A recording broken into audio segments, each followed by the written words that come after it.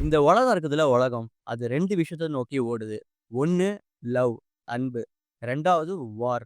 இத கோர் பாயிண்ட்டா வச்சு தான் இந்த படத்தையே எடுத்திருப்பாங்க. இந்த வேர்ல்ட் வார் 2 முடியிற தருவாயில பார்த்தீங்கன்னா, ஜெர்மன்ஸோட நாசி பட ஒரு யூத் ஆர்மிய ஒண்ணு உருவாக்குறாங்க. அண்ட் இந்த ஆர்மியோட வயது வரம்புன்னு பார்த்தீங்கன்னா, 10 வயசுலேருந்து தொடங்குது. அண்ட் இந்த குரூப்ல பார்த்தீங்கன்னா, ஒரு 10 வயசு பையன் இருக்கான். அவன வச்சு தான் இந்த படமே. இந்த பையனுக்கு ஹிட்லர்னா அவ்ளோ பிடிக்கும்.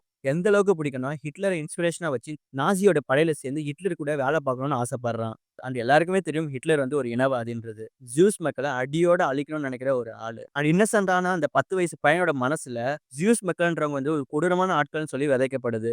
ஆனா அந்த டைம்ல தான் பார்த்தீங்கன்னா, நாசி பட ஜூஸ் மக்கள தேடி தேடி கொலை பண்றாங்க. இது அந்த 10 வயசு பையனோட மனசுலயும் பார்த்தீங்கன்னா ஏறுது. அப்படி இருக்கும்போது தான் அந்த பையனோட அம்மா ஒரு ஜூஸ் பொண்ண அவங்க வீட்ல யாருக்குமே தெரியாம மறைச்சு வச்சிருக்காங்க.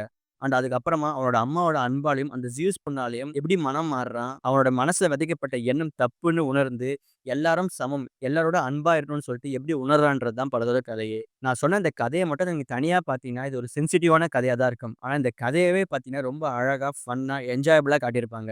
ஆனா இந்த படத்துல அந்த பையனுக்கு மனசாட்சி மாரி ஹிட்லர காட்டியிருப்பாங்க. நம்ம ஹிட்லர எந்த அளவுக்கு பார்த்திருப்போம். அது எல்லாத்தையுமே காமெடியா இந்த படத்துல காட்டியிருப்பாங்க. ஆனா இந்த படத்தோட பேரு ஜோஜோ ராபிட். ஜியோ ஹாட்ஸ்டார்ல இங்கிலீஷ்ல அவைலபிள் ஆகுது. ஸோ இந்த படத்தை பார்த்து உங்களுக்கு புடிச்சிருந்தா கமெண்ட்ல சொல்லுங்க. அன்டில் தென் பாய்.